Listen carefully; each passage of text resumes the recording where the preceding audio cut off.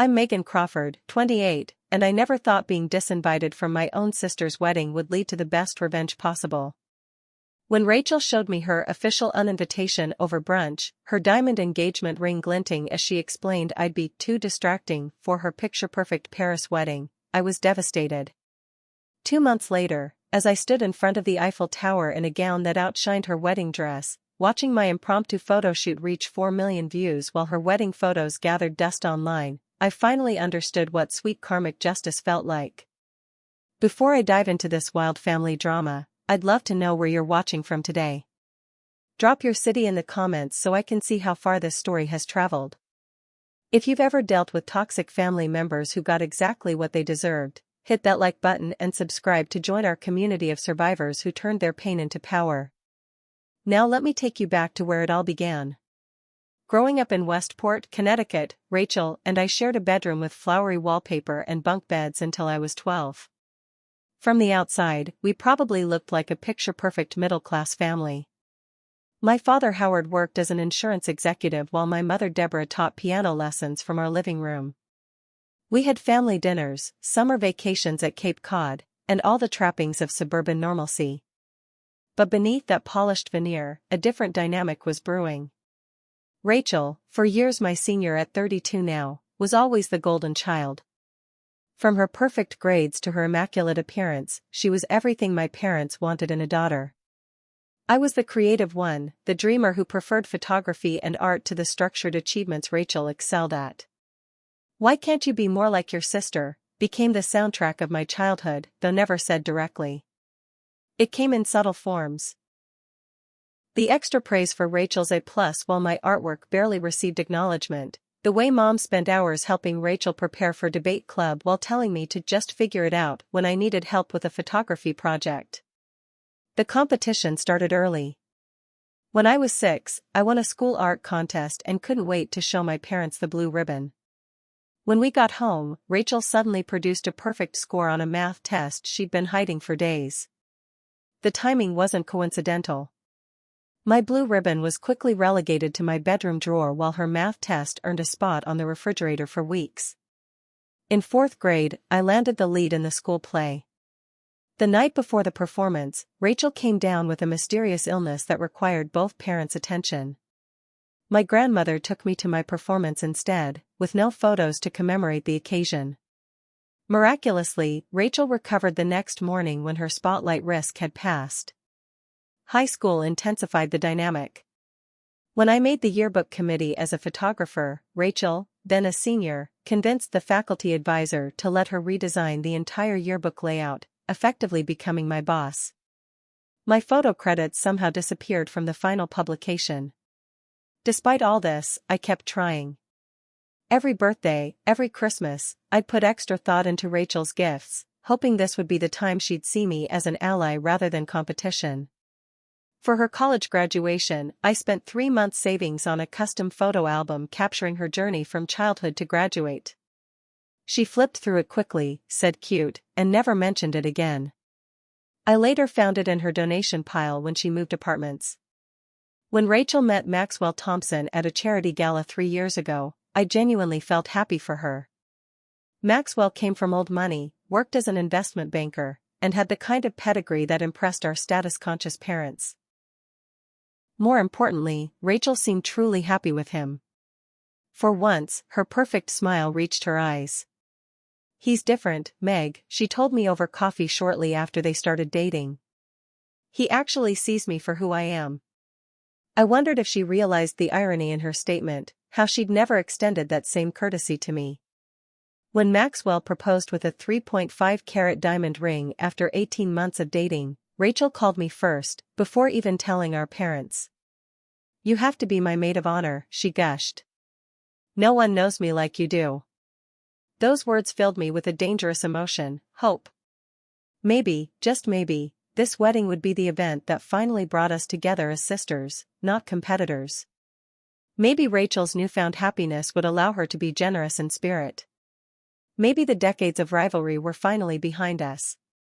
I accepted immediately, ignoring the warning signs already flashing in my peripheral vision. The way she emphasized how tasteful the wedding would be, her comment about how I'd need to polish up a bit for the role, her immediate transition to discussing how her engagement photos were going to be absolutely perfect for social media. My best friend Allison warned me over dinner that night. "You know she's going to make this hell for you, right?" she said, swirling her wine glass. "This is Rachel we're talking about. Everything's a competition, and her wedding will be the Olympics of sibling rivalry." "She's changed," I insisted, wanting desperately to believe it. "Maxwell makes her happy, and happy people are kinder, right?" Allison gave me that look friends reserve for moments when they know you're walking into disaster but can't stop you. "Just promise me you'll remember your worth when this all goes sideways." I laughed it off. Such pessimism. "It's going to be great. Maybe this is our fresh start." If only I'd listened.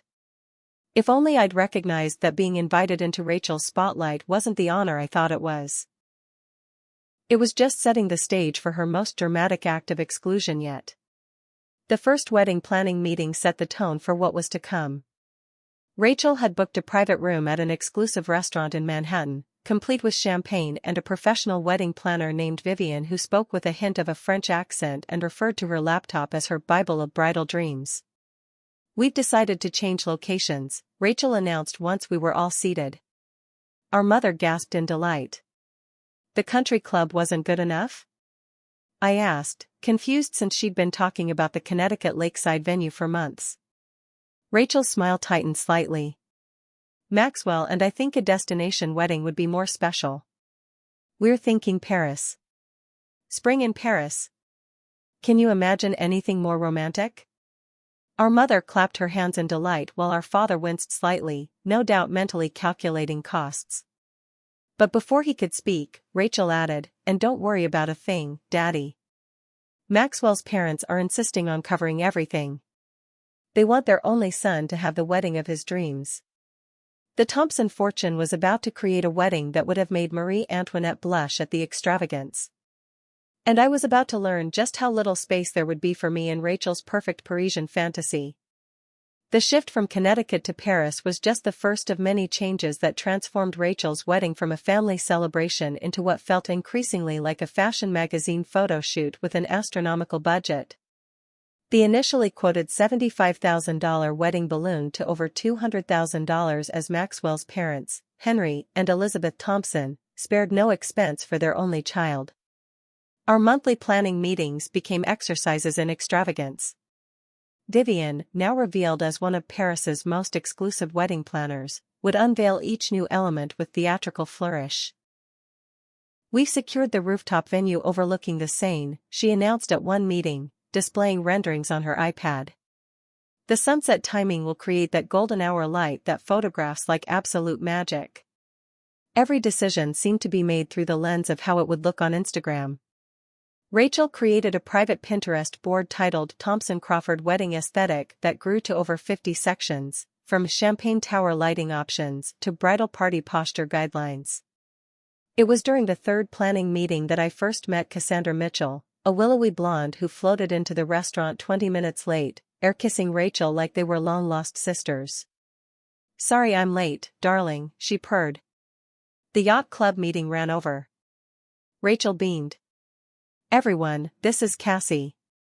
She's one of Maxwell's oldest friends, and she's been an absolute lifesaver with Parisian connections." I shifted uncomfortably in my seat as Cassandra slid into the chair next to Rachel, the chair that had been mine during previous meetings. I moved to the opposite end of the table without comment, catching my mother's warning glance to not make a scene. Over the next few months, Cassandra's role expanded while mine contracted. Though I remained the titular maid of honor, Cassandra was the one Rachel texted at midnight with wedding questions. Cassandra was the one who accompanied Rachel to private tastings and floral arrangements. Cassandra, who had apparently spent summers in Paris since childhood, knew all the right people at all the right places. "We should discuss bridesmaid dresses," I suggested at one meeting, trying to fulfill my basic maid of honor duties. "I found some beautiful options at a boutique in New York that would complement the color scheme you chose." Rachel's smile didn't reach her eyes. "Oh, that's sweet, Meg, but Cassie and I have already narrowed down the options." Vera Wang is creating custom designs for us. For the entire bridal party? I asked, mentally calculating what a custom designer gown would cost. My freelance photography business was doing okay, but nowhere near custom Vera Wang okay. Don't worry about the cost, Rachel said, reading my expression. We're asking bridesmaids to contribute just $2,000 each. Maxwell's parents are subsidizing the rest. Just $2,000. The casual way she said it made my stomach turn. That represented 2 months of rent for me. When I mentioned this concern privately to Rachel later, she sighed heavily. If it's really that much of a burden, I suppose Mom and Dad could help you out. Though I was hoping you'd want to contribute properly to my special day. The guilt trip was expertly deployed, leaving me feeling selfish for even bringing up the financial strain. The comments about my appearance began subtly but intensified as the wedding date approached. The photographer is concerned about consistency in the bridal party shots, Rachel mentioned casually over coffee. He suggested everyone aim for a similar look. Maybe you could consider highlights? Something to tone down the red in your hair. My naturally auburn hair, which I'd always loved, was apparently now problematic. And perhaps some contacts for the day, she continued. The green eyes might stand out too much in the color palette we've chosen. Each suggestion felt like a paper cut, minor in isolation, but stinging and cumulative. I wasn't being asked to look my best, I was being asked to look less like myself. During the same period, my actual maid of honor responsibilities dwindled. Rachel asked Cassandra to organize the bridal shower. The bachelorette party planning was assigned to another bridesmaid with better connections to exclusive venues. My offers to help with invitations, website details, or photo selections were politely declined. I just really want you to focus on yourself right now, Rachel said with practiced concern. Get yourself wedding ready, you know? That's the best thing you can do for me. 6 months before the wedding, during a dress fitting where I finally saw the bridesmaid gown I'd be wearing, a shade of pale pink that made my complexion look sickly, I overheard Rachel and Cassandra whispering in the boutique dressing room. Are you sure about keeping her in the bridal party? Cassandra's voice drifted through the curtain. She's going to stick out so awkwardly in the photos. She's my sister, Rachel replied, sounding genuinely conflicted. What would people say if she wasn't included? Besides, my parents would have a fit. Your wedding, your rules, Cassandra insisted. No one should be there who doesn't enhance your vision. It's not like she's making any real contribution anyway. I stood frozen in my unflattering dress, the pins from the hasty alterations poking into my skin, as Rachel sighed audibly. Let me think about it, she said. Maybe there's another role that would keep her involved but less visible. I should have confronted them right then. I should have pulled back that curtain and demanded the respect I deserved. Instead, I quietly changed back into my clothes, paid the deposit for a dress I increasingly suspected I'd never wear, and told myself that family loyalty mattered more than my pride. How much more humiliation would I endure before I finally stood up for myself? As it turned out, I was about to find out exactly where my breaking point lay. The text came on a Tuesday morning in early April, just 2 months before the June wedding. Brunch tomorrow at Maison Belle? 11 a.m. Important wedding details to discuss. I was surprised to receive a direct invitation from Rachel after weeks of being sidelined, but hopeful this meant a return to my maid of honor duties. Maison Belle was one of Manhattan's trendiest brunch spots, requiring reservations weeks in advance unless you had connections. I arrived 10 minutes early, selecting a table by the window that overlooked the small garden courtyard.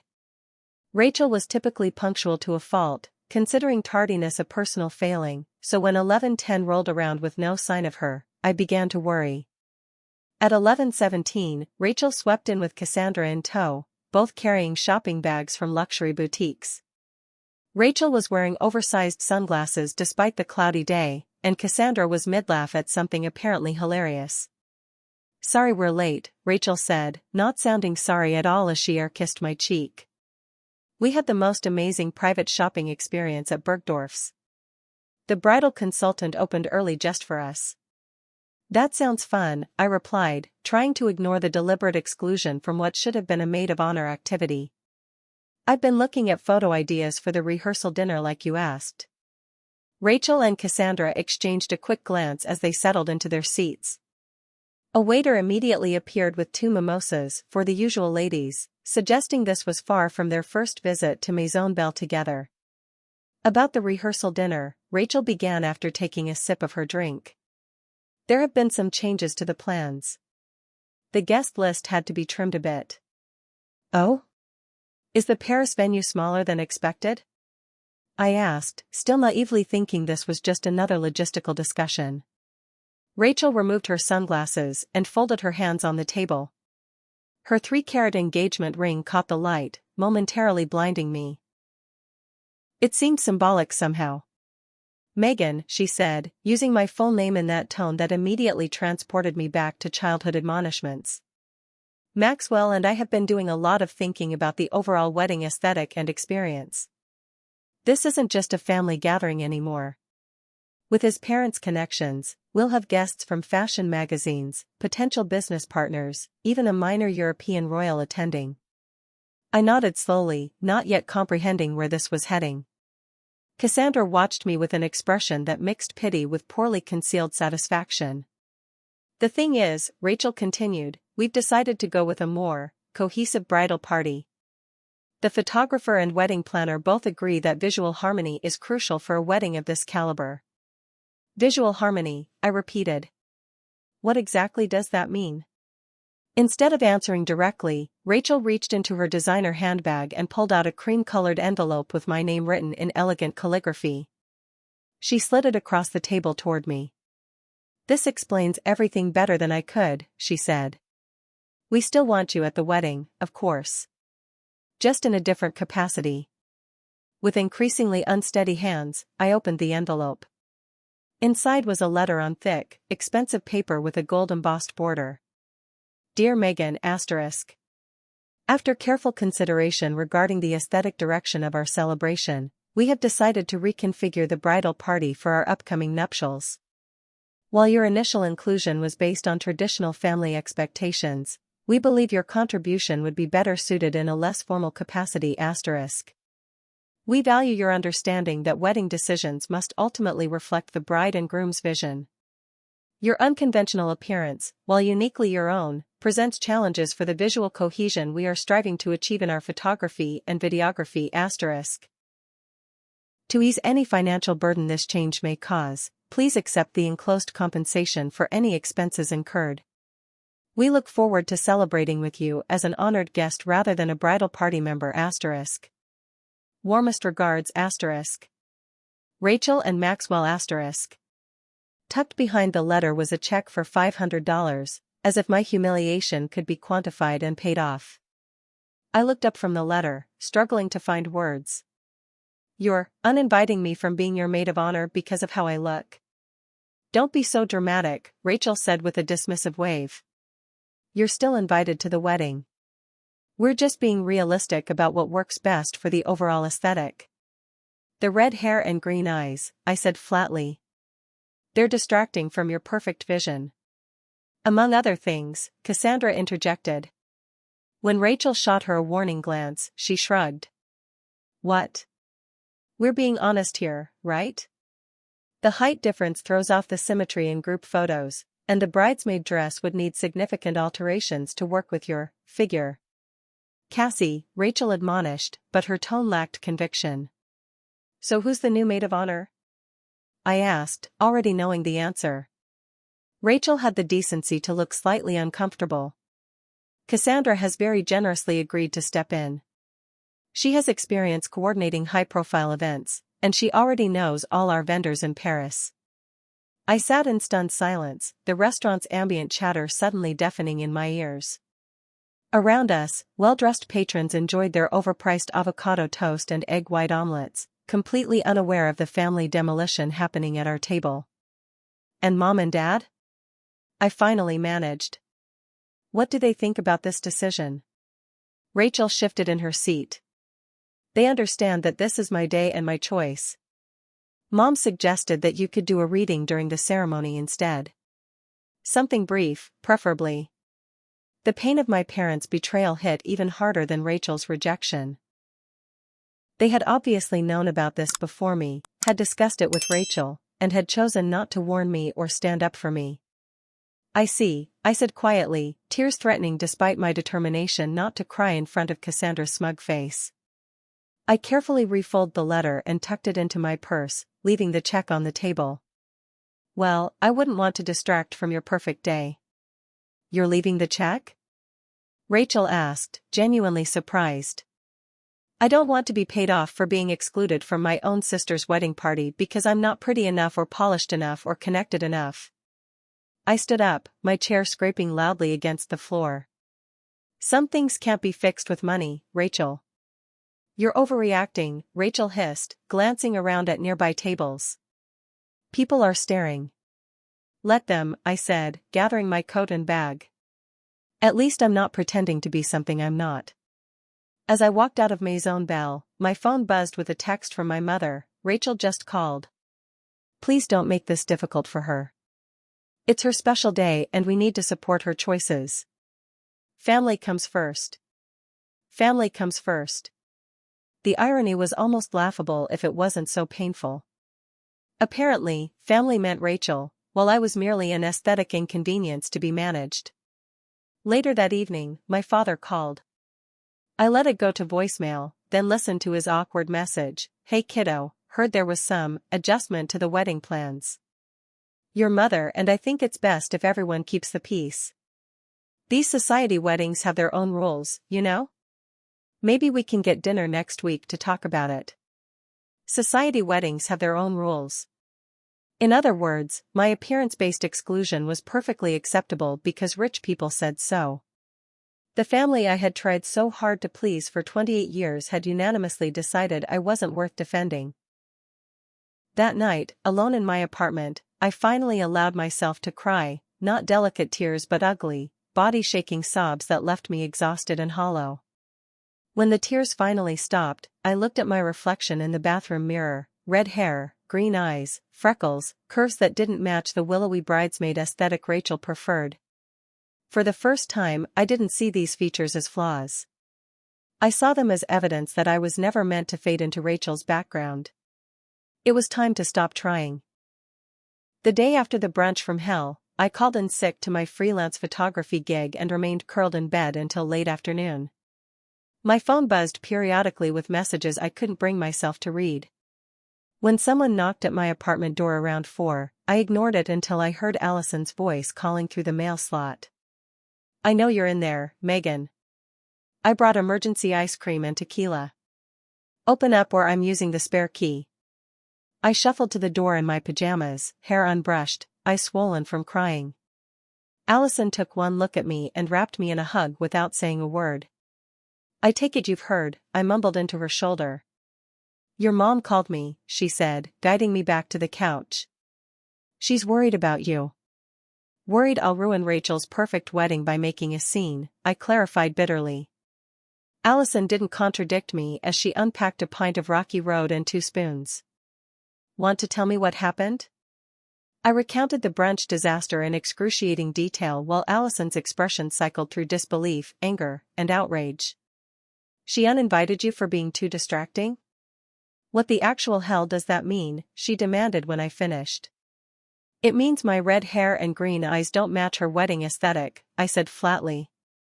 Also, apparently I'm too short compared to the other bridesmaids, and my body type would require too many alterations to the designer dress. That's the most ridiculous thing I've ever heard, Allison said, scooping ice cream with unnecessary force. And your parents are just going along with this? They think I should be understanding of Rachel's special day. Mom suggested I could do a reading at the ceremony instead. Something brief, she emphasized. So they're throwing you under the bus to keep Rachel happy. Again. Allison's bluntness was exactly what I needed. And let me guess, that witch Cassandra is the new maid of honor? I nodded, tears threatening again. They've apparently been planning this for weeks. Mom and Dad knew before I did. That's why we're breaking out the tequila, Allison declared, pouring 2 shots. To terrible sisters and spineless parents. 3 days later, with Allison's encouragement, I made an emergency appointment with Dr. Martinez, the therapist I'd seen sporadically since college. In her calm office with its soothing blue walls, I unpacked not just the wedding and invitation but the lifetime of slights and competitions that had led to this moment.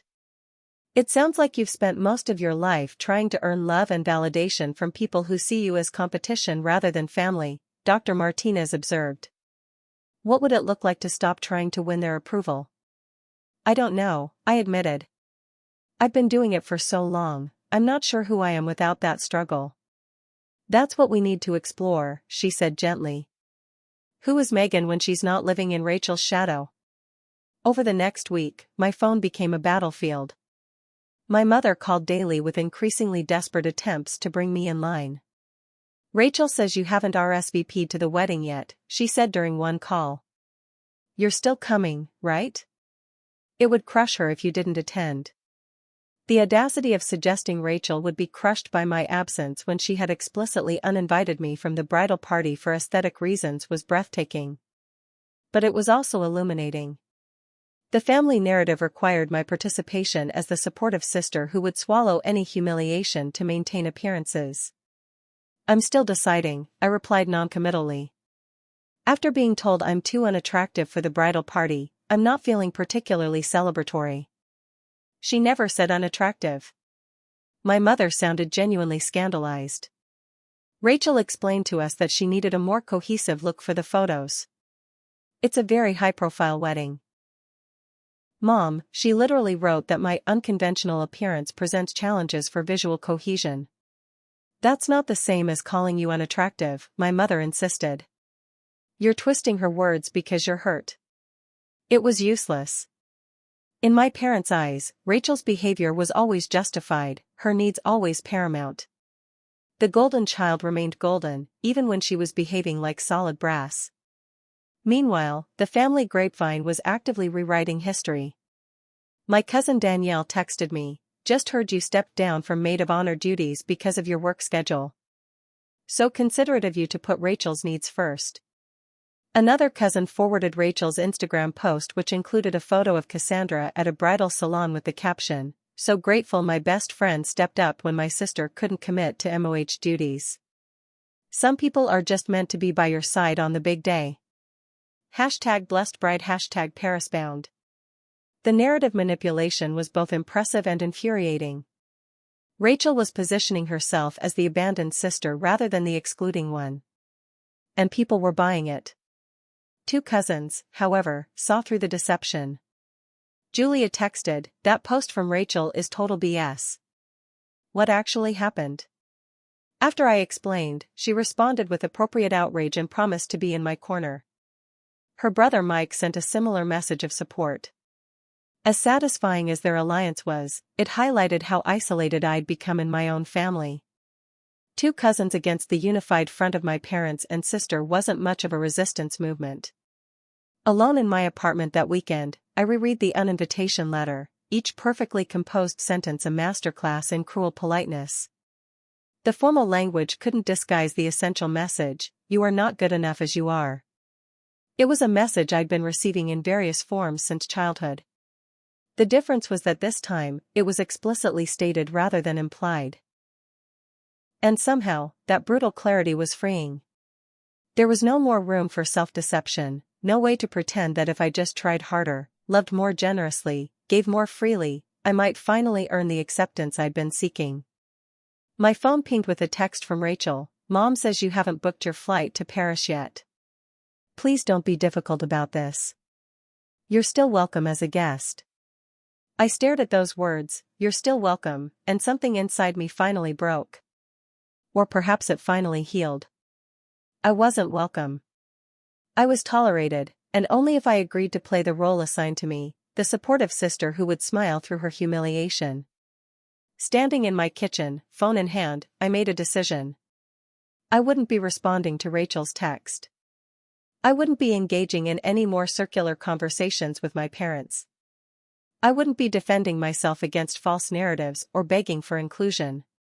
For the first time in 28 years, I would put myself first. I just wasn't entirely sure what that looked like yet. I think about that moment a lot now, looking back. The moment where I stood in my kitchen, surrounded by the remnants of who I thought I was supposed to be, and finally asked myself what I actually wanted. If you're watching this and struggling with toxic family dynamics, remember that asking yourself what you want, not what makes them happy, is the first step toward freedom. The journey isn't easy, but I promise it's worth it. Share your thoughts in the comments if you've had a similar awakening moment. What made you finally prioritize yourself? For 3 weeks after the uninvitation, I focused on rebuilding myself.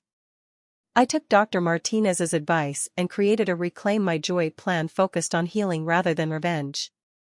I hiked in upstate New York, reconnected with photographer friends who valued my artistic eye, and started a personal project photographing women with unconventional appearances who were entirely, unapologetically themselves. During this time, I maintained radio silence with my family. Rachel sent increasingly irritated texts about wedding arrangements. My mother left guilt-laden voicemails. My father attempted one awkward call where he suggested I take the high road and be the bigger person.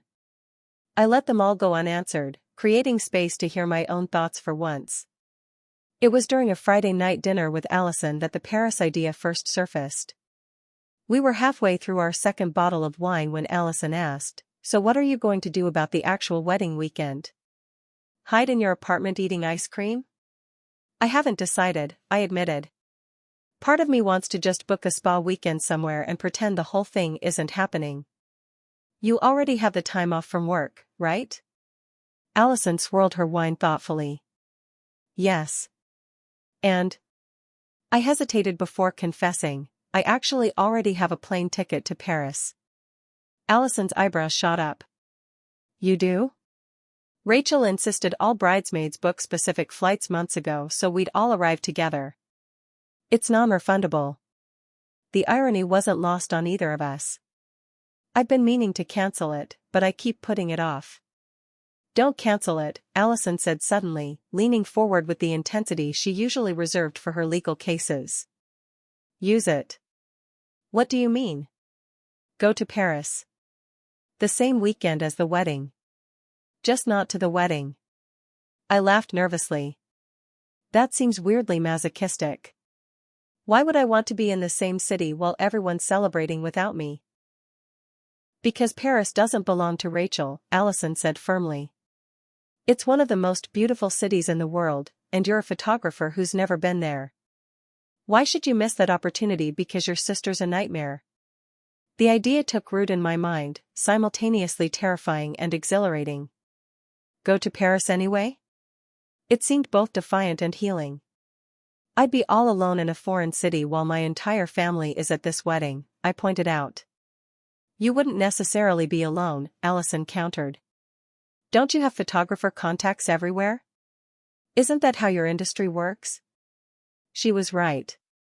The photography world was surprisingly small and interconnected. I pulled out my phone and scrolled through my professional Instagram connections. Sure enough, I followed several Paris-based photographers who had liked or commented on my work over the years. One name stood out, Jean-Pierre Fontaine, a renowned fashion and fine art photographer whose ethereal, emotion-filled work had inspired me for years. We had exchanged professional compliments online but never actually collaborated. His latest post showed a sunrise shoot at the Eiffel Tower with a model in flowing fabric, the golden light creating something magical. What if? I began slowly, the idea taking clearer shape. What if I reached out to photographers I admire in Paris? Proposed a collaborative project during my visit? Now you're thinking, Allison grinned. Turn the weekend into a professional opportunity. That night, after Allison left, I drafted and redrafted a message to Jean-Pierre, careful to keep it professional while conveying my genuine admiration for his work. I mentioned my upcoming Paris trip, my interest in collaborative projects, and my portfolio specializing in authentic portraiture of women. I hit send before I could second-guess myself, then tried to sleep despite my racing thoughts. To my shock, he responded the very next morning. "Megan, I've followed your work with interest for some time. Your authentic portraiture has a raw emotional quality often missing in today's overly polished photography world. I would be delighted to meet during your Paris visit. Perhaps a collaborative shoot? I have studio time available that weekend if you're interested. JP***. I stared at my phone in disbelief. Jean-Pierre Fontaine, whose work had been featured in Vogue and exhibited in galleries worldwide, wanted to collaborate with me. In Paris. The same weekend as Rachel's wedding. Over the next few days, we exchanged ideas and concepts for the shoot. When I mentioned I would be in Paris June 15th to 18th, he responded with unexpected enthusiasm. Perfect timing. The sunrise light on June 17th will be exceptional. I've been wanting to do an empowerment series at the Eiffel Tower at dawn, before the tourists arrive. A celebration of authentic beauty and self-acceptance. Would you be interested in being both photographer and subject? Your self-portraits have a vulnerability I find compelling. My heart raced as I read his message. June 17th was Rachel's wedding day. While she would be getting ready for her perfect ceremony, I could be creating art that celebrated exactly what she had rejected about me. I replied immediately, I love the concept. Self-acceptance and authentic beauty resonates deeply with me right now. I'd be honored to collaborate both behind and in front of the camera. With that exchange, my Paris plan shifted from vague idea to concrete project. I wasn't just going to Paris to avoid hiding in my apartment during the wedding. I was going for a legitimate professional opportunity with an artist I admired. Jean-Pierre connected me with his team. A makeup artist named Isabelle who specialized in working with natural features rather than masking them, a stylist named Marcel who was excited about dressing a real woman with curves, and an assistant photographer named Claudine who would help with equipment and angles. As the plans solidified, I faced one significant challenge: what to wear for the shoot. The concept we had developed celebrated authentic beauty and self-acceptance, but I still wanted something visually striking that would work with the dramatic Eiffel Tower backdrop at sunrise. I spent a Saturday visiting high-end boutiques in Manhattan, but everything felt wrong, either too casual, too formal, or wildly outside my budget. Discouraged, I wandered into a vintage shop in the village that I'd passed many times but never entered. The owner, a stylish woman in her 60s named Eleanor, asked what I was looking for. When I explained the Paris photoshoot concept, her eyes lit up. I have exactly what you need, she said, disappearing into the back room. She returned with a garment bag and carefully unzipped it to reveal a 1950s couture gown in a deep emerald green that exactly matched my eyes. The silk material had a subtle iridescence that shifted colors in the light, and the cut would highlight rather than hide my curves. This was made in Paris, Eleanor explained, handling it with reverence. A commissioned piece from a French atelier. The woman who owned it wore it only once, to an embassy ball, before it was carefully preserved. It's been waiting for the right person. When I tried it on, the dress fit as though it had been made for me.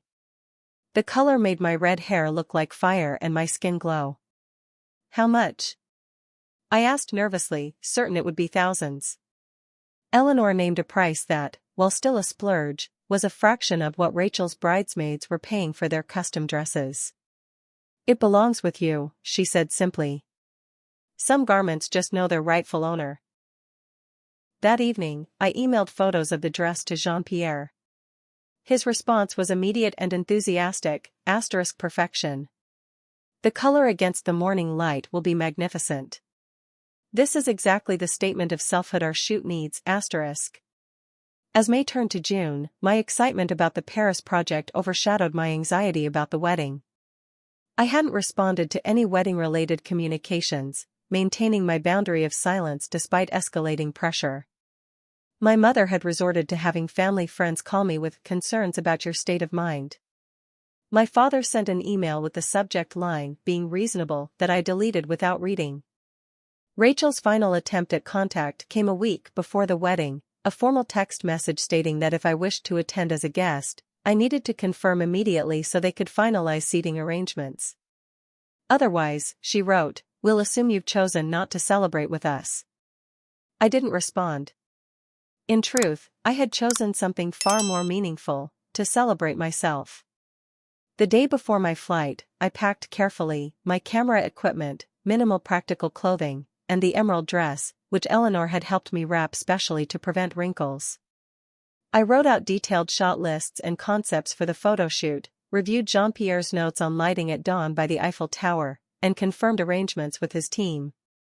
As I closed my suitcase, my phone rang with my mother's number. For the first time in weeks, I answered. "Megan, thank God. We've been so worried. Are you coming to the wedding?" "The rehearsal dinner is tomorrow night." "No, Mom, I'm not coming to the wedding," I said calmly. "But I am going to Paris." "What? What do you mean?" "I mean I'm still using my plane ticket. I have a professional photography project scheduled in Paris that weekend." Her shocked silence was followed by a sputtering of confusion and anger. "You can't be serious. You're going to be in Paris but not attend your sister's wedding?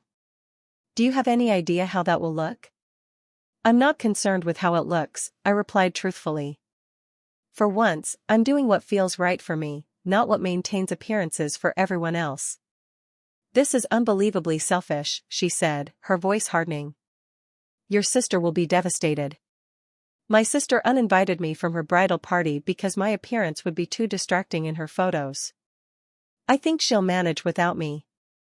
"You know that's not what she meant. You're deliberately misinterpreting." "I have to finish packing, Mom. My flight's early tomorrow. I hope the wedding is everything Rachel wants it to be." I ended the call feeling lighter than I had in months. The next morning, I boarded a flight to Paris with no family obligations, no bridesmaid duties, and no aesthetic standards to meet except my own. For the first time in my life, I was choosing my own path without seeking anyone else's approval. As the plane took off, I felt something I hadn't expected: not spite or vindication, but freedom. Whatever happened in Paris, I had already won my own private victory. Arriving at Charles de Gaulle Airport felt surreal. The same terminal where Rachel and her bridal party would land the following day welcomed me with the organized chaos typical of international arrivals. I navigated through customs, claimed my carefully packed suitcase with the emerald dress, and stepped into the Parisian sunshine. My modest hotel in Le Marais district was worlds away from the five-star luxury accommodation where the Thompson Crawford wedding party would stay. But my corner room with its wrought iron balcony overlooking a bustling street filled with patisseries and boutiques felt perfect, authentically Parisian rather than sanitized for tourist expectations. After settling in, I wandered the neighborhood, camera in hand, capturing the afternoon light on centuries-old buildings. I ate a solitary dinner at a tiny bistro where the waiter complimented my attempted French and brought me an extra crème brûlée for courage, though I wasn't sure what he thought I needed courage for. The next morning, I almost collided with destiny at Café Madeleine, 3 blocks from my hotel. I was photographing the intricate pastry display when a familiar laugh cut through the ambient chatter. Rachel, Cassandra, and 2 other bridesmaids were being seated at a corner table, already wearing matching bride tribe silk robes under their coats, champagne flutes before them despite the early hour. I froze, then slowly raised my camera to my face, using it as both disguise and shield. Through the viewfinder, I watched my sister in her element, holding court, the center of attention, gesturing dramatically as she undoubtedly detailed some wedding crisis that would make for a perfect anecdote later. She looked happy, I realized. Genuinely happy in a way I rarely witnessed. And strangely, that observation didn't hurt as I expected. It simply was. I slipped out before they could notice me, heart pounding with the narrowly avoided confrontation. The rest of the day I explored farther from the hotel, wandering through Luxembourg Gardens and along the Seine, always with one eye out for wedding party members. Paris was large enough that the chances of another accidental meeting were slim, but the near miss at the café had shaken me. That evening, I met Jean-Pierre and his team at a small studio in the 11th arrondissement for a planning session. Jean-Pierre was exactly as I'd imagined from his work: intense, artistic, with kind eyes and an obsessive attention to detail. We reviewed the concept boards, discussed angles and lighting, and finalized the morning timeline. We need to arrive at Trocadero by 5 a.m., Jean-Pierre explained, showing me sunrise projection charts. The first light at 5:47 will give us about 20 minutes of perfect golden illumination before the early tourists begin arriving. Isabel, the makeup artist, studied my features with professional interest. We will enhance, not mask, she declared. The freckles, the auburn hair, these are your signature. We celebrate them. Marcel nodded approvingly when I unwrapped the emerald dress. Magnifique, he said, holding it against the light. It will catch fire in the dawn light. As I returned to my hotel, my phone buzzed with a text from my mother. Where are you staying in Paris? Your father and I are worried. At least let us know you're safe. I sent a brief reply, I'm safe. Enjoying Paris. Good luck with the wedding tomorrow. Then I silenced my phone, knowing tomorrow would bring a barrage of messages once they realized I truly wasn't attending. Sleep came fitfully that night, my dreams a jumble of wedding scenes where I arrived in the emerald dress only to find everyone dressed identically in gray, pointing and whispering about my disruptive presence. I woke at 3:30 a.m., before my alarm, anxiety and anticipation tangled together in my chest. By 4:15, I was dressed in comfortable clothes, the emerald gown carefully packed in a garment bag, my camera equipment checked and double-checked. I met Jean-Pierre's assistant Claudine downstairs, and we drove through the dark, empty streets of pre-dawn Paris to the studio where Isabelle waited with her array of makeup brushes. While Isabelle worked, transforming my sleepless pallor into a natural glow that emphasized my green eyes, I checked my silenced phone. Multiple missed calls from my parents, 2 from cousins, and a single text from Rachel sent at midnight. I know you're in Paris. Your absence has been noted and explained to guests as a work emergency. Thanks for not making a scene. The passive-aggressive tone made me smile rather than wince. If she only knew what I was actually doing instead of attending her wedding. At 5 a.m. sharp, our small team arrived at Trocadero. The Eiffel Tower stood across the river, its lights still glimmering in the pre-dawn darkness. While the others set up equipment, I changed into the emerald dress in a pop-up changing tent Marcel had ingeniously brought along. When I emerged, the sky was just beginning to lighten to a deep blue-gray. Jean-Pierre directed me to the center of the plaza, the Eiffel Tower perfectly framed behind me. Remember our concept, he said quietly. This is not about conventional beauty. This is about standing in your truth, claiming your space in the world. Think about why you're here in Paris today instead of where others expected you to be. As the first rays of sunlight crested the horizon, Jean-Pierre began shooting. I felt awkward initially, and used to being in front of the camera rather than behind it. But as the light strengthened, painting the sky in pinks and golds, something shifted inside me. I thought about Rachel's uninvitation letter. I thought about years of being the family disappointment for the crime of being myself. I thought about the emerald dress that celebrated rather than disguised my natural coloring and curves. And suddenly, I knew exactly how to stand in my truth. The transformation must have been visible through the lens, because Jean-Pierre began shooting more intensely, calling out occasional direction but mostly allowing me to move intuitively with the strengthening light. The dress caught the golden rays exactly as Eleanor had predicted, seeming to ignite around me as I moved. Magnifique! Jean-Pierre called. Now take the camera. Your turn to shoot me shooting you. We traded places, and I began photographing him photographing the sunrise, the Eiffel Tower, the early morning Parisians beginning their day. Then we set up a tripod for shots with both of us in frame, creating meta-images about the nature of seeing and being seen. As the first tourists began to appear around 6:30, Jean-Pierre checked his camera display and grinned. We've got it, he said confidently. Something extraordinary happened here this morning. We packed up quickly as the space grew more crowded, then relocated to a nearby cafe for coffee and croissants. Jean-Pierre connected his camera to his tablet and showed me the unedited images. I gasped. The woman in those photos was unmistakably me, but a version I'd never seen before, powerful, radiant, unapologetically present.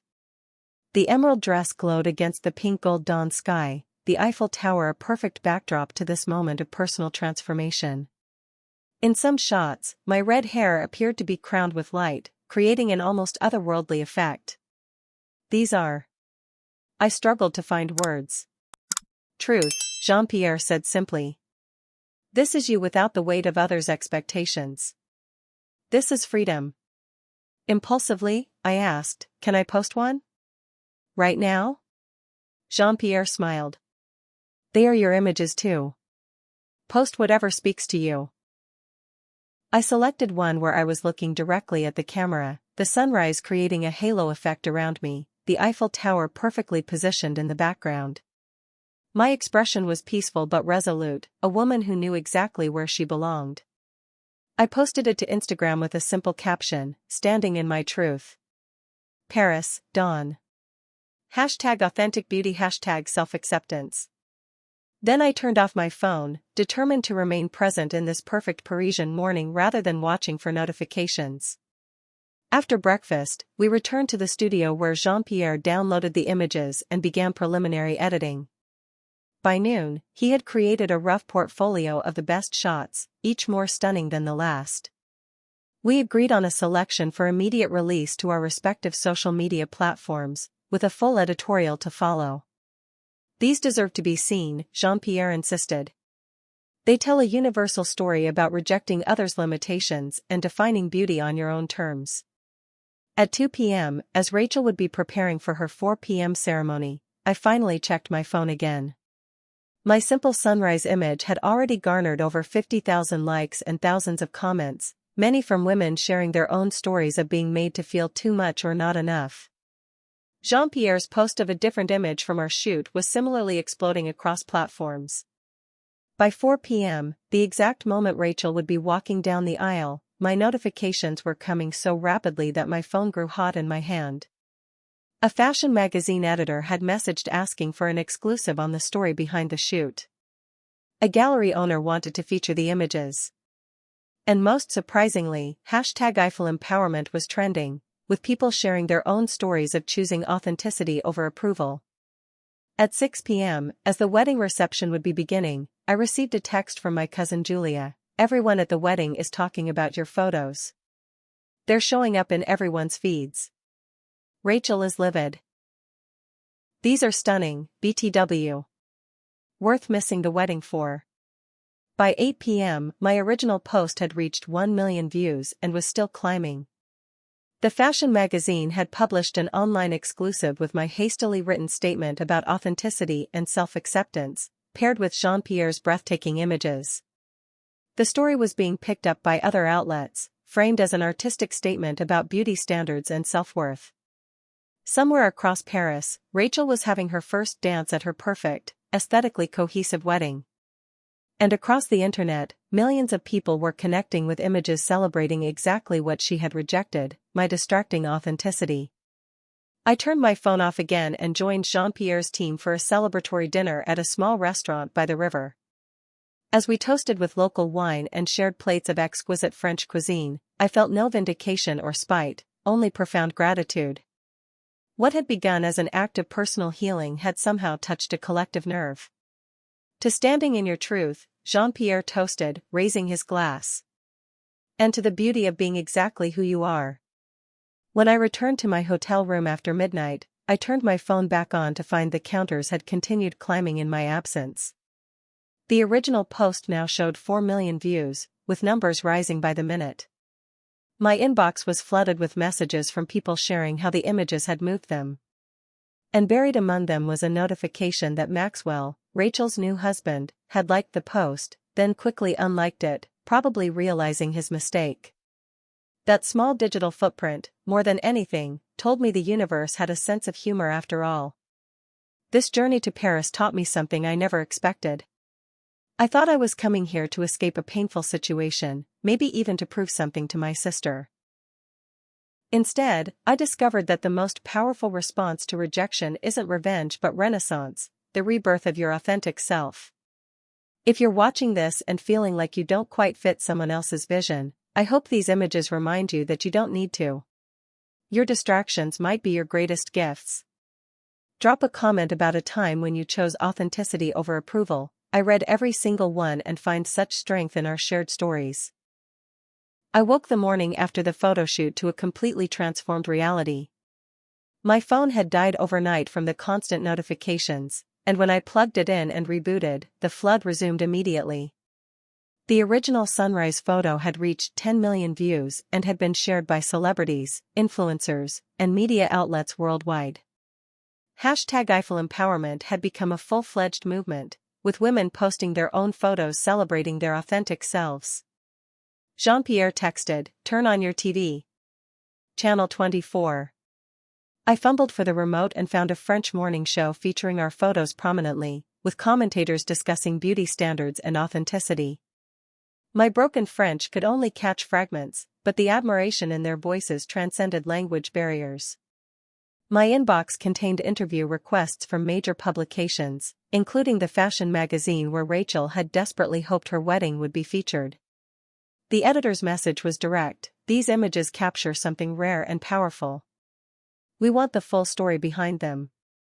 By mid-morning, Jean-Pierre arrived at my hotel with coffee and pastries, his phone ringing constantly. "We've created something bigger than ourselves," he said, seeming both pleased and slightly overwhelmed. "Everyone wants to know who this American woman in the emerald dress is, and why her images have resonated so profoundly." We spent hours responding to the most significant opportunities, crafting a cohesive narrative about the shoot that focused on the artistic collaboration and the message of self-acceptance. I carefully avoided mentioning Rachel or the wedding directly, focusing instead on the universal experience of being made to feel too much or not enough in various contexts. Around noon, the first text from family arrived, not from my parents or Rachel, but from my cousin Mike. "Holy shit, Meg. Your photos are everywhere. Half the wedding guests are talking about them instead of the ceremony." Rachel had a complete meltdown when someone showed her during the reception. "This is the most epic response to being uninvited I've ever seen." I hadn't intended the photoshoot as direct revenge, but I couldn't deny a small thrill at knowing the images had disrupted Rachel's perfectly orchestrated day. The universe had a poetry to it sometimes. Throughout the day, the viral spread continued to accelerate. A popular feminist author shared the images with a lengthy post about beauty standards and sisterhood. A body positivity influencer with 3 million followers created a side-by-side collage of her own Eiffel Tower photo with mine, launching a trend of similar comparisons under hashtag #MyEiffelTruth. By late afternoon, my sunrise photo had been viewed over 15 million times across platforms. Jean-Pierre's more artistic shots from the series were being analyzed by photography blogs and fashion critics, with many calling them a watershed moment in redefining beauty imagery. The fashion magazine that had reached out published an online feature titled "Dawn of Authenticity," the viral Eiffel Tower photos changing beauty conversations. They had expertly woven my brief statement about self-acceptance with Jean-Pierre's artistic vision, creating a narrative that resonated far beyond the specific circumstances that had brought me to Paris. What struck me most about the response was how deeply personal it felt to so many people. Comments poured in from women sharing their own experiences of exclusion based on appearance. I was asked to step down from my best friend's wedding because my wheelchair would complicate the ceremony photos. These images made me cry with recognition. My sister didn't want me as her maid of honor because of my plus-size body. Seeing you shine in that emerald dress feels like watching my own redemption. I was told my vitiligo would be distracting in family photos. Today I'm booking a professional photo shoot to celebrate my skin pattern. As evening approached, my cousin Julia sent another update: "Reception is absolute chaos. Rachel's wedding hashtag has been completely overtaken by people sharing your photos. Several guests are openly scrolling through the trending page during dinner. Maxwell's mother asked Rachel if you were that redhead from the internet everyone's talking about. I wish you could see her face." Jean-Pierre and I had dinner reservations at a small bistro in Montmartre to celebrate our unexpected success. As we walked through the winding streets, a young woman stopped me, wide-eyed. "It's you. The Eiffel Tower sunrise girl," she exclaimed in accented English. "Your photos made me cry this morning. So beautiful, so powerful." Before I could respond, her friend joined her, equally excited. They asked for a selfie, which I awkwardly agreed to, unaccustomed to being recognized. At the restaurant, the waiter brought us complimentary champagne. For the artists of the moment, he said with a wink, indicating he too had seen the photos. Jean-Pierre raised his glass. To unexpected journeys, he toasted. And to the power of the right image at the right time. By midnight, when I returned to my hotel, the view counter had surpassed 25 million. My parents had finally broken their silence with a terse text, "We need to talk when you return to New York." Rachel remained conspicuously silent, though her Instagram, usually updated constantly, had gone dark after an abrupt end to wedding posts. The next morning brought fresh opportunities. A major gallery in New York wanted to feature the images in an upcoming exhibition on digital age identity. A publishing house inquired about a potential photography book collaboration between Jean-Pierre and me. A women's conference invited me to speak about authenticity and visual representation. My final day in Paris was spent in Jean-Pierre's studio, carefully selecting and editing the full series of images. We created a portfolio that told a complete story, from the first vulnerable moments of dawn to the confident, radiant final shots as the sun fully illuminated the city. Each image captured a different facet of the journey from self-doubt to self-acceptance. "These are more than photographs," Jean-Pierre observed as we reviewed the final selections. "They are a visual manifesto." Before leaving for the airport on Monday morning, I posted one final image, a silhouette of myself against the Paris skyline, the morning after the wedding. The caption read simply, "The view is better from here." #authentic beauty #standing in my truth. On the flight home, I finally had time to absorb the magnitude of what had happened. What began as a personal act of healing had transformed into something with meaning for millions of others. My private pain had somehow tapped into a collective hunger for authenticity in a world of filtered perfection. As the plane began its descent into New York, my phone regained service and immediately buzzed with a notification. The final count on the original sunrise photo, 40 million views and still climbing. My quiet act of self-reclamation had become one of the most viewed images of the year. Whatever awaited me back in New York, confrontations with family, media attention, professional opportunities, I knew I was returning fundamentally changed. Not because of viral fame, but because I had finally seen myself clearly, not as Rachel's less perfect sister or my parents' disappointing daughter, but as exactly who I was meant to be all along. The woman in the emerald dress standing fearlessly in the dawn light, she had always been within me, waiting for permission to emerge. It just took being uninvited from someone else's vision to finally create my own.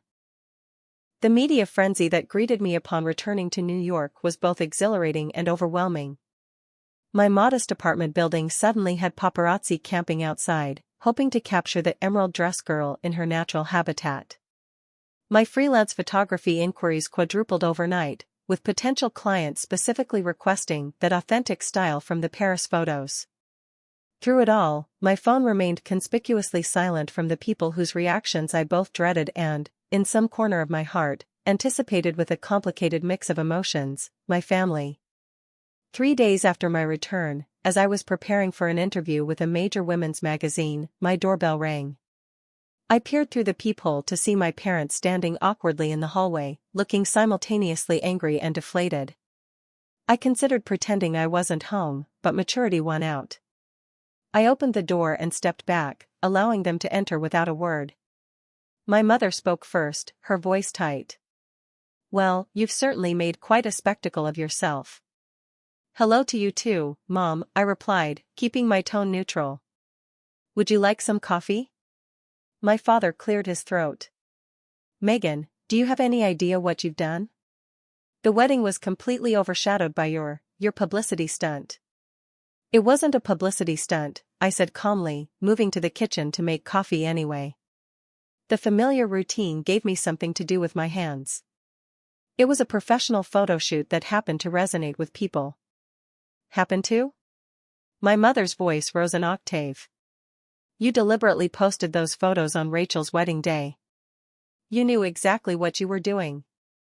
I turned to face them, leaning against the counter. The timing wasn't about Rachel. The sunrise lighting was best that morning, according to the photographer. But yes, I chose to be in Paris doing something meaningful for myself rather than attending a wedding where I was explicitly uninvited from the bridal party for being too visually distracting. You're twisting her words again, my father said, but with less conviction than usual. I moved to my desk and retrieved the uninvitation letter, which I'd brought back from Paris. I handed it to him silently. As he read, his expression shifted from dismissive to uncomfortable. My mother read over his shoulder, her lips pressing into a thin line. This is unfortunate wording, my father finally admitted. But you know how important appearances are to the Thompsons. Rachel was under tremendous pressure. And that justifies treating me like an aesthetic inconvenience? I asked quietly. You could have just attended as a guest, my mother insisted. Instead, you deliberately created a competing spectacle. Do you know that Rachel and Maxwell cut their honeymoon short? They're flying back tomorrow instead of next week because of all the media attention on your photos. A part of me wanted to feel guilty about this, but I couldn't manufacture remorse I didn't feel. I'm sorry they changed their plans, but I didn't ask for this level of attention. I posted one photo that happened to touch a nerve with people. Well, the damage is done, my father said heavily. Rachel is devastated. Her perfect day completely overshadowed by her attention-seeking sister. The familiar accusation, attention-seeking, hit a nerve. All my life, any attempt to claim space or recognition had been labeled as inappropriate attention-seeking, while Rachel's constant spotlight-grabbing was deemed natural and deserved. Did you read any of the comments on those photos? I asked. Thousands of women shared stories of being excluded, made to feel too much or not enough based on appearance. This resonated because it's a universal experience. It was never about stealing Rachel's spotlight. Then take them down, my mother said immediately. If it wasn't about revenge, remove the photos and issue an apology. I shook my head. The photos stay up. They're my authentic work, and they've clearly meant something important to a lot of people. I won't erase that to protect Rachel's feelings, especially when she never once considered mine. My parents exchanged glances loaded with decades of family dynamics. We may have.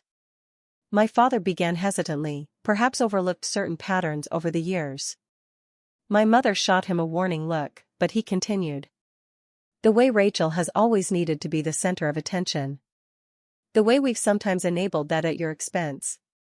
This small acknowledgement, the first I could recall, rendered me momentarily speechless.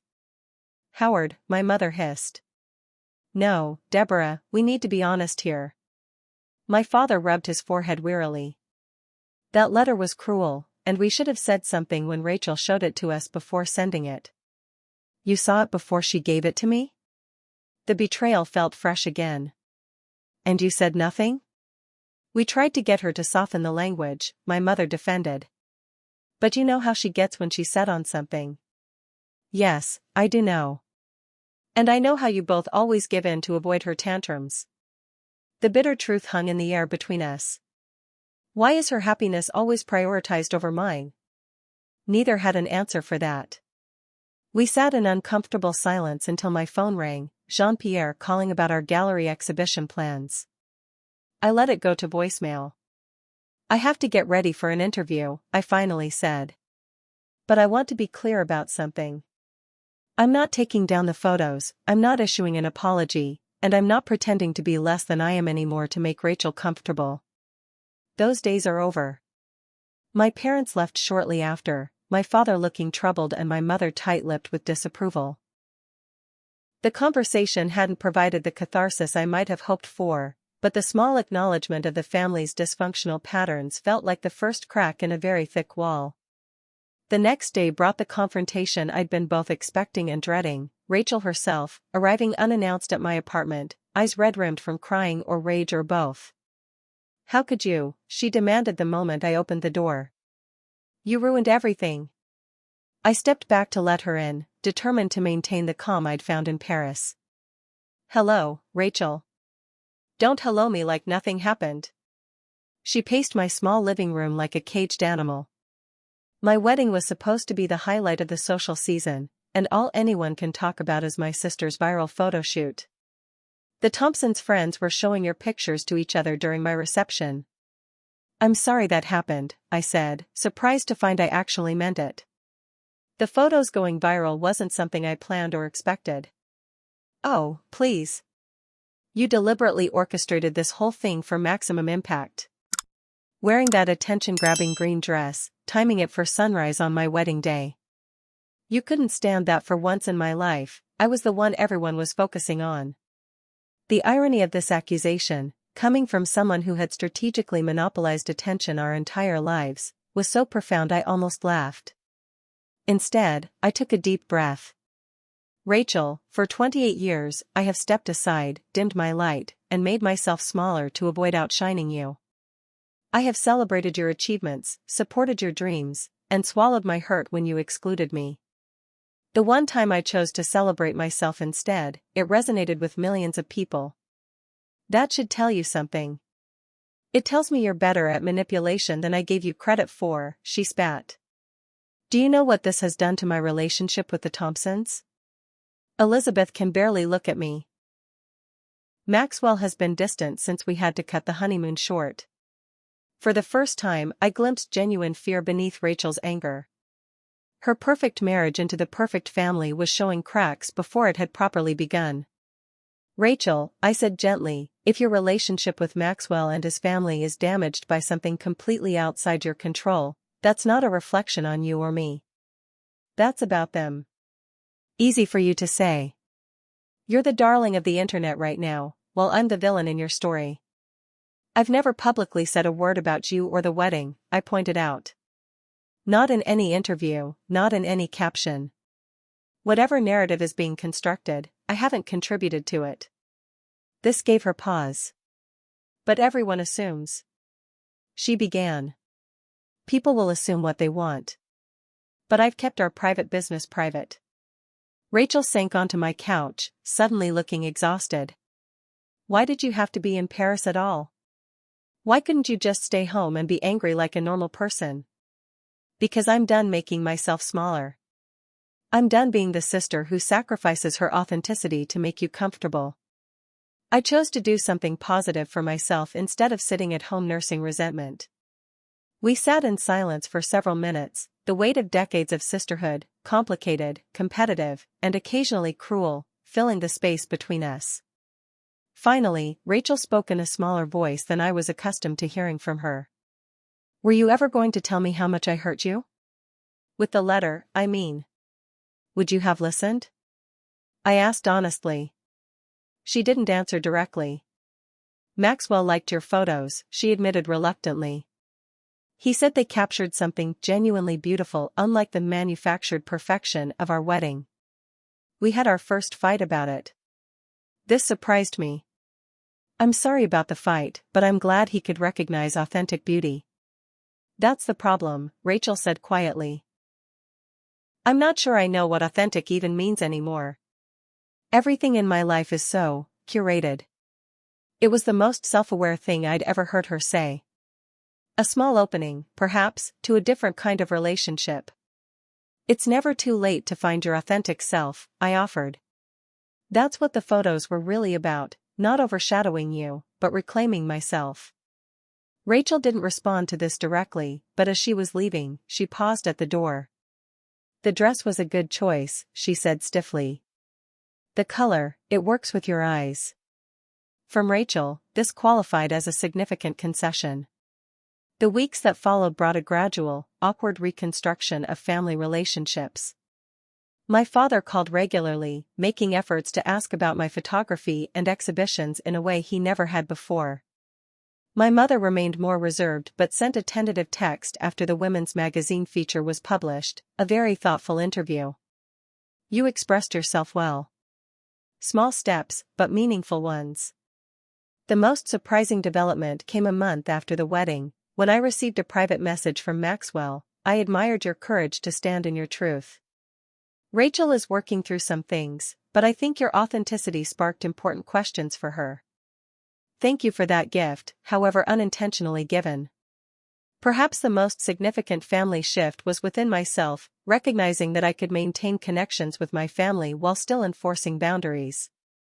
I didn't need to choose between total capitulation and complete estrangement.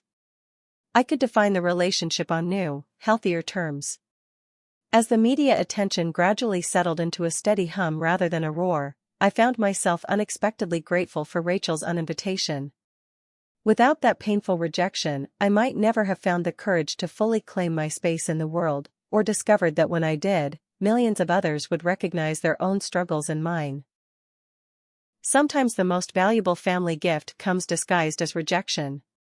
And sometimes, a viral moment of personal triumph can lead to healing that extends far beyond the original wound. I'd love to hear your thoughts on family relationships and authenticity. Have you ever had to choose between family approval and being true to yourself? What did you decide? Your comments and experiences help build our community of support, so please like and share if this resonated with you. The emerald dress hangs in a custom display case in my studio now, illuminated by gentle track lighting that makes the fabric shimmer like it did that Paris sunrise. 1 year after the uninvitation that changed everything, I often find myself pausing in front of it between client sessions, remembering not the hurt that sent me to Paris, but the freedom I found there. My photography career transformed in ways I never could have imagined. The Eiffel Tower series, as it came to be known, opened doors I hadn't even known existed. Jean-Pierre and I collaborated on a full exhibition titled Authentic, The Revolution of Self-Acceptance, that toured galleries in New York, London, and yes, Paris.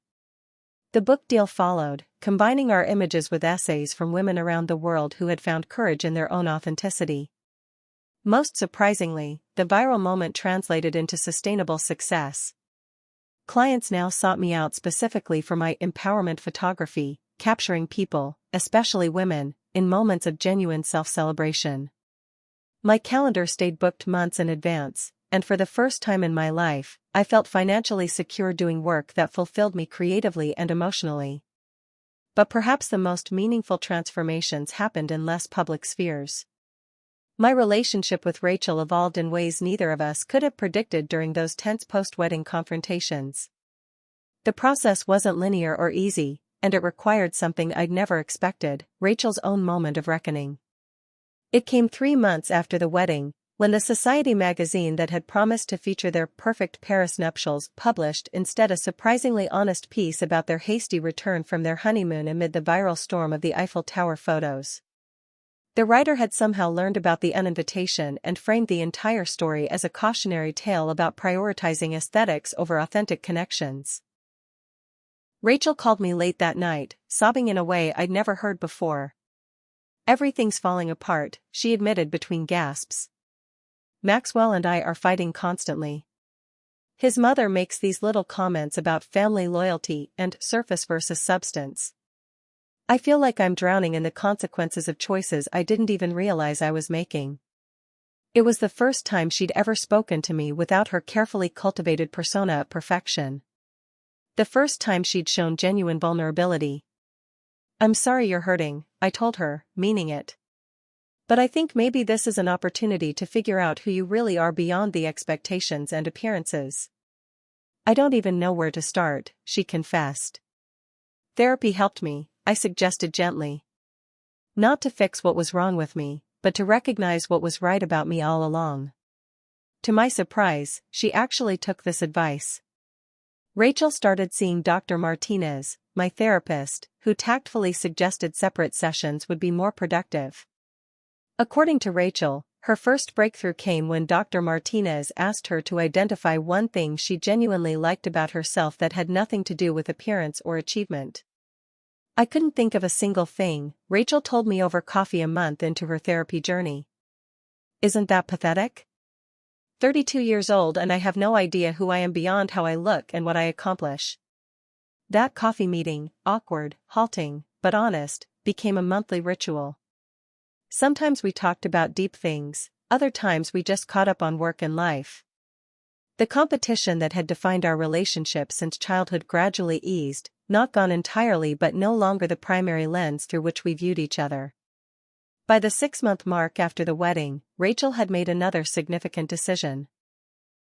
She left her corporate job to pursue a degree in art therapy, something she'd secretly been interested in since college but had dismissed as not prestigious enough.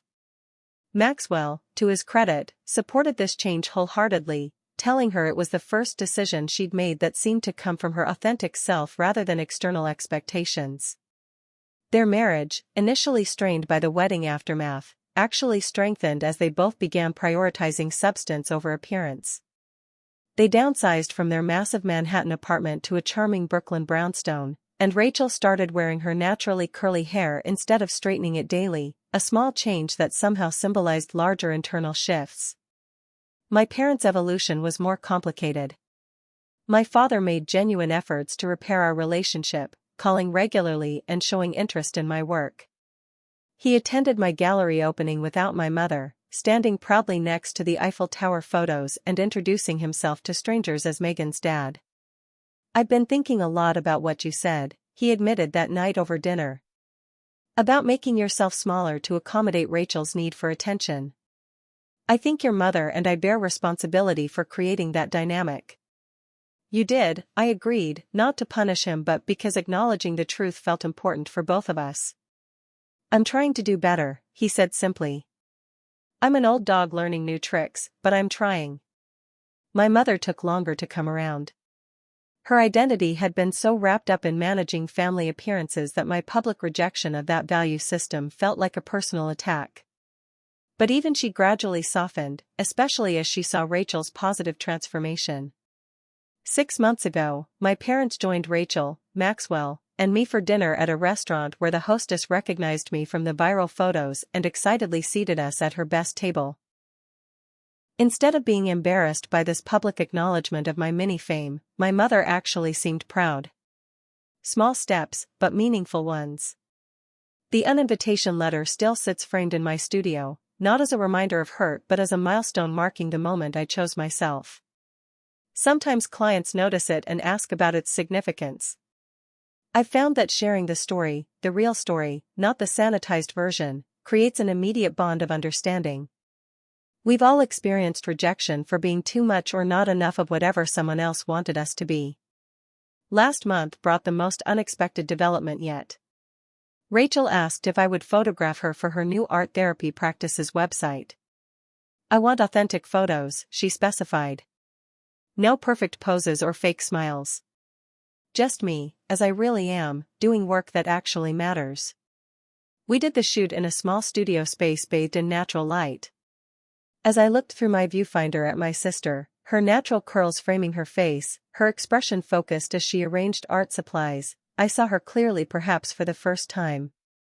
Not as competition or as the family golden child, but simply as Rachel, complicated, imperfect, and finally becoming real. "These are beautiful," she said when I showed her the preliminary shots. "You've always had a gift for seeing people as they really are. Even when they don't want to be seen that way," I added with a small smile. She nodded, acknowledging our shared history without defensiveness. "Especially then." My relationship with Jean-Pierre evolved as well, from professional collaboration to deep friendship to, eventually, something more. His European perspective on beauty and authenticity helped heal wounds I hadn't even recognized I carried. When he proposed 6 months ago during a sunset shoot in Central Park, the ring he chose was an emerald surrounded by tiny diamonds, a tribute to the dress and the moment that brought us together. A year after standing alone in front of the Eiffel Tower at dawn, I've learned that authenticity isn't just about self-acceptance, it's about creating space for genuine connection. When we stop trying to fit ourselves into others' expectations, we make room for relationships based on who we really are rather than who we pretend to be. The uninvitation that once felt like cruel rejection became the doorway to a life more aligned with my truth than I could have imagined. Sometimes being excluded from someone else's story forces you to write your own, better one.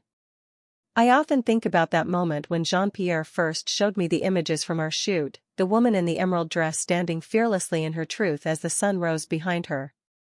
"This is you without the weight of others' expectations," he had said. "This is freedom." He was right. The most beautiful view isn't from a perfect wedding venue, but from the moment you realize you are enough, exactly as you are. If my story has resonated with you, I'd love to know what moment in your life helped you choose authenticity over approval. Was there a time when rejection actually led you to something better? Please like and subscribe if this journey spoke to you, and share with someone who might need permission to stand in their own truth. Thank you for being part of this incredible year of transformation. Your support has meant everything. Remember, sometimes the most beautiful revenge isn't about hurting others, but about healing yourself. Subscribe for more stories about finding strength in unexpected places, and let me know in the comments what family lessons you've learned that might help others on their journey.